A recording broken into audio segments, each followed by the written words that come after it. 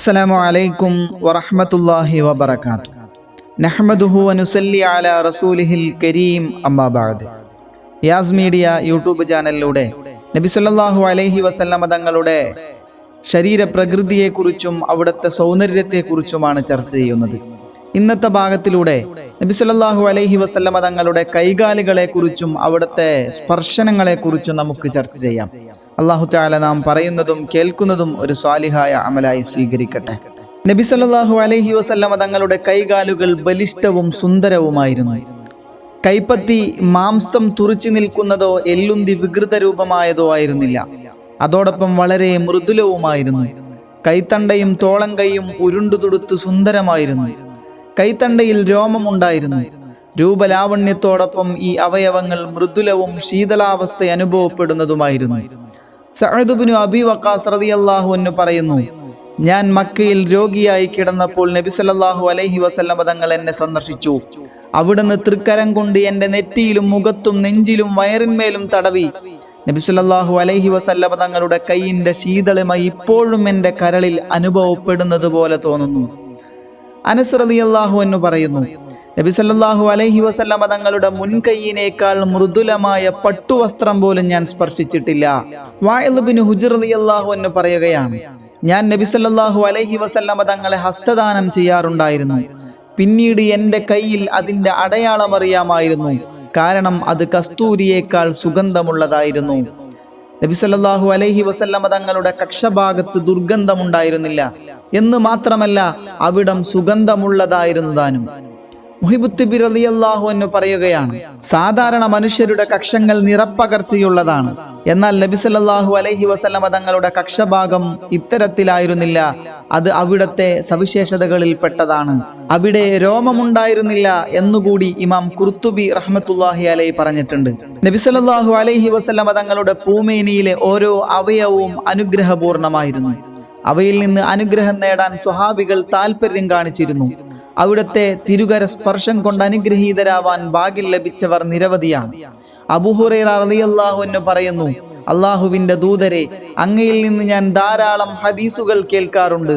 എന്നാൽ അവയിലധികവും ഞാൻ മറന്നു പോകുന്നു എന്ന് ഞാൻ നബി സല്ലല്ലാഹു അലൈഹി വസല്ലമ തങ്ങളോട് പറഞ്ഞു. അപ്പോൾ അവിടുന്ന് എന്നോട് താങ്കളുടെ മുണ്ടു വിരിക്കുക എന്ന് പറഞ്ഞു. ഞാൻ മുണ്ടു വിരിച്ചു. നബി സല്ലല്ലാഹു അലൈഹി വസല്ലമ തങ്ങൾ അവിടുത്തെ തൃക്കരങ്ങൾ കൊണ്ട് അന്തരീക്ഷത്തിൽ നിന്ന് എന്തോ കോരിയെടുത്ത് അതിലേക്ക് ഇടുകയുണ്ടായി. എന്നിട്ട് എന്നോട് പറഞ്ഞു, കൂട്ടിപ്പിടിക്കുക. ഞാൻ കൂട്ടിപ്പിടിച്ചു. അതിനുശേഷം ഞാൻ കേട്ട ഒരു ഹദീസും മറന്നിട്ടില്ല. ഈ സംഭവം ബുഖാരി ഇമാം റിപ്പോർട്ട് ചെയ്തിട്ടുണ്ട്.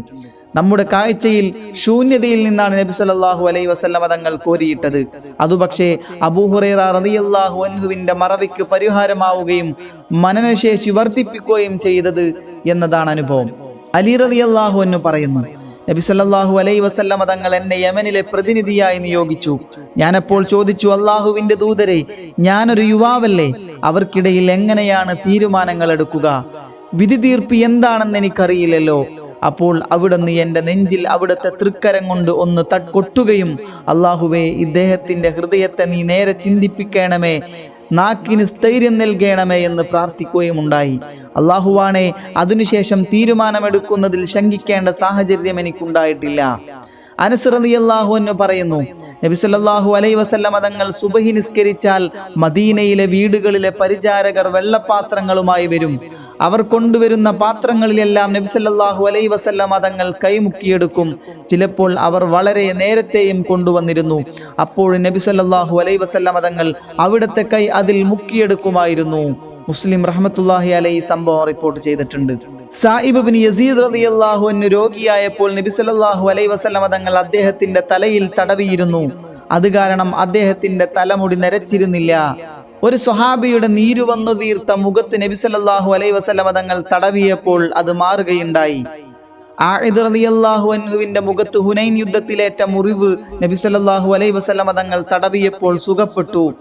അംർ ഇബ്നു സഅലബ റളിയല്ലാഹു അൻഹു 100 വയസ്സിലധികം ജീവിച്ചിരുന്നിട്ടും അദ്ദേഹത്തിന് നര ബാധിച്ചിരുന്നില്ല. നബി സല്ലല്ലാഹു അലൈഹി വസല്ലമ തങ്ങൾ അദ്ദേഹത്തിന്റെ തലയിൽ തടവിയതായിരുന്നു അതിന് കാരണം. അബ്ദുല്ലാഹി ഇബ്നു ഹിലാൽ റളിയല്ലാഹു അൻഹുവിന് വയസ്സേറെയായിട്ടും യുവത്വം മങ്ങിയിരുന്നില്ല. കാരണം നബി സല്ലല്ലാഹു അലൈഹി വസല്ലമ തങ്ങൾ തടവിയതായിരുന്നു. അംറുബ്നു അക്തബ് റളിയല്ലാഹു അൻഹുവിന് 100 വയസ്സിലധികമായിട്ടും താടി നരയ്ക്കുകയോ കവിളൊട്ടുകയോ ചെയ്തിരുന്നില്ല. കാരണം നബി സല്ലല്ലാഹു അലൈഹി വസല്ലമ തങ്ങൾ തടവിയിരുന്നു. ഇബ്നു അബ്ബാസ് റളിയല്ലാഹു അൻഹു, ഇബ്നു മസ്ഊദ് റളിയല്ലാഹു അൻഹു എന്നിവർ വലിയ പണ്ഡിതന്മാരായിരുന്നു. കാരണം നബി സല്ലല്ലാഹു അലൈഹി വസല്ലമ തങ്ങൾ അവരുടെ തലയിൽ തടവിയിരുന്നിട്ടുണ്ട്. ഹാരിസുൽ അസ്ലമി റളിയല്ലാഹു അൻഹുവിന്റെ മുഖം മരണം വരെ ഏറെ പ്രസന്നമായിരുന്നു. കാരണം നബി സല്ലല്ലാഹു അലൈഹി വസല്ലമ തങ്ങൾ തടവിയതായിരുന്നു. ഇങ്ങനെ നബി സല്ലല്ലാഹു അലൈഹി വസല്ലമ തങ്ങളുടെ സ്പർശം കൊണ്ടുണ്ടായ അത്ഭുതകരമായ രോഗശമനവും ഗുണോത്കർഷവും നിരവധി ഉദ്ധരിക്കപ്പെട്ടിട്ടുണ്ട്. ഹജ്ജത്തുൽ വിദാഇലെ പെരുന്നാൾ ദിനത്തിൽ 5-6 വയസ്സ് പ്രായമായിരുന്ന അംർ റളിയല്ലാഹു അൻഹു തൻ്റെ പിതാവിൻ്റെ കൂടെ മിനയിൽ നബി സല്ലല്ലാഹു അലൈഹി വസല്ലമ തങ്ങളെ ചെന്നു കണ്ടിരുന്നു. അദ്ദേഹം നബി സല്ലല്ലാഹു അലൈഹി വസല്ലമ തങ്ങളുടെ കാൽ പിടിച്ച് ആ പാദത്തിനും ചെരുപ്പിനുമിടയിൽ കൈവച്ചിരുന്നു. പിന്നീട് ഈ സംഭവം വിവരിക്കുമ്പോഴൊക്കെ അദ്ദേഹം പറയാറുണ്ടായിരുന്നു, നബി സല്ലല്ലാഹു അലൈഹി വസല്ലമ തങ്ങളുടെ ശരീരത്തിന്റെ തണുപ്പ് ഞാൻ ഇപ്പോഴും അനുഭവിക്കുന്നത് പോലെ തോന്നുന്നുണ്ട്. ത്വൽഹത്ത് ബിനുൽ ബറാ റളിയല്ലാഹു അൻഹു നബി സല്ലല്ലാഹു അലൈഹി വസല്ലമ തങ്ങളുടെ കാൽ ചുംബിക്കാറുണ്ടായിരുന്നു. സ്വഹാബികൾ പരിശുദ്ധ ദീനിന്റെ പ്രമാണങ്ങൾ എന്ന നിലയിൽ നമുക്ക് മാതൃകകളാണ്. അവരുടെ ഇത്തരം പ്രവർത്തനങ്ങൾ നബി സല്ലല്ലാഹു അലൈഹി വസല്ലമ തങ്ങളുടെ അറിവോടെ തന്നെയാണ് നടന്നത്. നബി തങ്ങൾ അതിനെ നിരുത്സാഹപ്പെടുത്തുകയോ നിരോധിക്കുകയോ ചെയ്തിട്ടില്ല. അതുകൊണ്ട് തന്നെ അവിടുത്തെ ശാരീരികമായ പ്രത്യേകതകൾ പ്രയോജനപ്പെടുത്താവുന്നതാണ് എന്ന് വ്യക്തമാവുന്നു.